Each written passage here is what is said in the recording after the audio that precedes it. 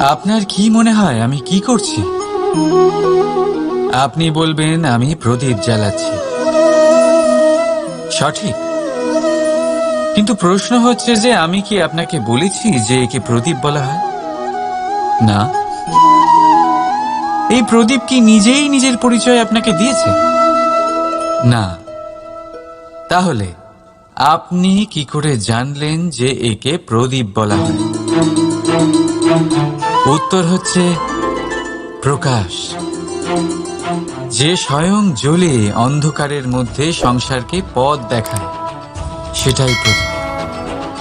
যা নিরাশার মাঝে আশার আলো প্রদর্শন করে, সেটাই প্রদীপ। অপর দিকে আছে সাপ, যাকে না দেখেও তার ফনার আওয়াজ শুনেই লোকে ভয় পেয়ে যায়। তার মানে ব্যক্তির পরিচয় তার কর্মের দ্বারা পাওয়া যায়। তাই আপনার এটা বলার প্রয়োজন নেই যে আপনার পরিচয় কি। এটা আপনার কর্মই নিশ্চিত করবে যে লোকে আপনাকে প্রদীপ ভেবে ভালোবাসবে নাকি সাপ ভেবে ভীত হয়ে থাকবে। রাধা রাধা। সময় কত বিচিত্র হয়। সময় আমাদের পক্ষে থাকলে আমরা নিজেদের রাজা মনে করে নিই, আর সেই সময় যদি বিপক্ষে চলে যায় তাহলে নিঃস্ব হতে সময় লাগে না। তাই মানুষের একটা অভ্যেস আছে, খারাপ সময়ের জন্য কিছু সঞ্চয় করা। আত্মীয়, বন্ধু খারাপ সময় পাশ থেকে সরে যায়। যশ, মান প্রতিকূল সময় চিরস্থায়ী হয় না। তাই মানুষ মনে করে অর্থ সঞ্চয় করাই শ্রেয়। অর্থের কোনো হৃদয় নেই যা সময়ের সাথে পরিবর্তিত হবে। সংসার বলে সর্বদা অর্থ সঞ্চয় করতে থাকুন। খারাপ সময় অবশ্যই কাজে লাগবে, কিন্তু আমি বলবো শুভ কর্ম করতে থাকুন, আনন্দে থাকুন, নিজের ওপর আর ঈশ্বরের ওপরে বিশ্বাস রাখুন। খারাপ সময় কখনো আসবেই না। রাধা রাধা। প্রকৃতি মানুষকে এক বিশেষ শক্তি দিয়েছে, অন্য জীবের থেকে বেশি শক্তি দিয়েছে। স্মরণ শক্তি। এই শক্তি মানুষকে অন্য জীবের থেকে ভিন্ন করে, ইতিহাস রচনা করার প্রেরণা দেয়, জ্ঞানকে বংশানুক্রমে এগিয়েও নিয়ে যায়। আর যারা ভুলে যান, অধিকাংশ সময় তারা উপহাস আর দয়ার পাত্র হয়ে যান। কিন্তু এটাই কি প্রকৃত রূপে সত্য? না। এই স্মরণ শক্তি মানুষের বিকাশের সব থেকে বড় বাধা হয়ে দাঁড়ায়। তার মনকে দূষিত করে দেয়। খারাপ অভিজ্ঞতা, কারোর করা বিশ্বাসঘাতকতা, কারোর কটাক্ষ বেশিরভাগ মানুষই ভুলতে পারেন না, আর তারপর প্রতিশোধ নিতে উদ্যত হন।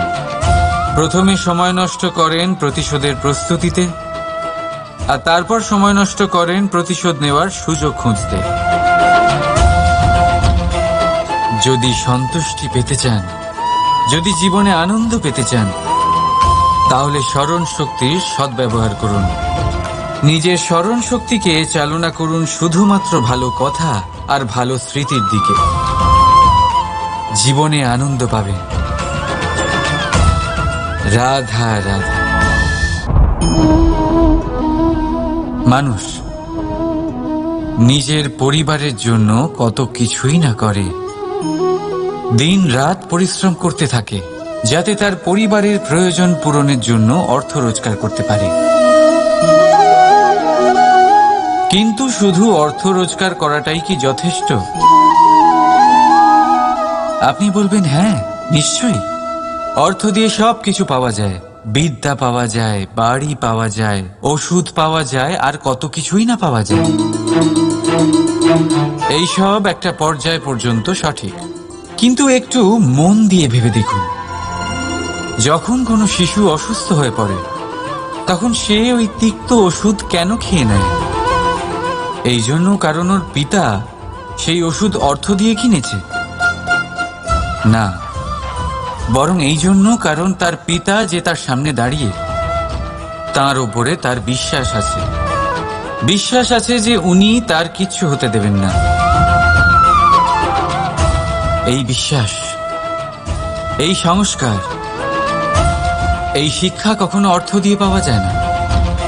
এটা পাওয়া যায় সেই সময় থেকে যা মাতা পিতা তাদের সন্তানের সাথে কাটিয়েছেন।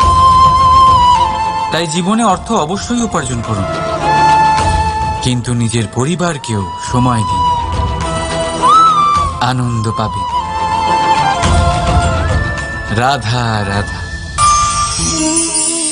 বিরোধিতা এমন এক শব্দ যা শুনে আমরা সবাই ভয় পেতে থাকি। যদি কেউ আমাদের বিরোধিতা করে তা আমাদের সহ্য হয় না। আমরাও কারোর বিরোধিতা করে কোনো শত্রুতা করতে চাই না। এই ধরনের ভাবনা আমাদের মনে আসতেই থাকে। কিন্তু বিরোধিতা, এই শব্দ আপনার শান্তির জন্য, আপনার সুখের জন্য কতটা গুরুত্বপূর্ণ তা আপনারা জানেন না। তাই যদি কাল এসে কেউ আপনার বিরোধিতা করে, তখন সবার আগে নিজেকে যাচাই করুন। আপনি কি ভুল করেছেন? আপনার দোষ কি? নিজের মধ্যে কি ত্রুটি আছে সেটা বোঝার চেষ্টা করুন। নিজেকে সংশোধন করার চেষ্টা করুন, তারপর দেখুন বিরোধিতার এই আগুন আপনাকে স্বর্ণ থেকে কুন্দন বানিয়ে তুলবে। বলা হয় এই সংসারে খারাপ বেড়েই চলেছে, কিন্তু তার কারণ এ নয় যে খারাপ মানুষ বেড়ে চলেছে। তার কারণ হলো যে ভালো মানুষ, যাদের ভালো চিন্তা, ভালো বিচারধারা আছে, তারা খারাপের বিরোধিতা করতে পারে না। যদি আপনার সম্মুখে কোনো খারাপ কর্ম হয়, তাহলে তার বিরোধিতা করতে সংকোচ করবেন না, কারণ বিরোধিতার এই আগুন মন্দকে পিছুপা হতে অবশ্যই বাধ্য করে। রাধা রাধা।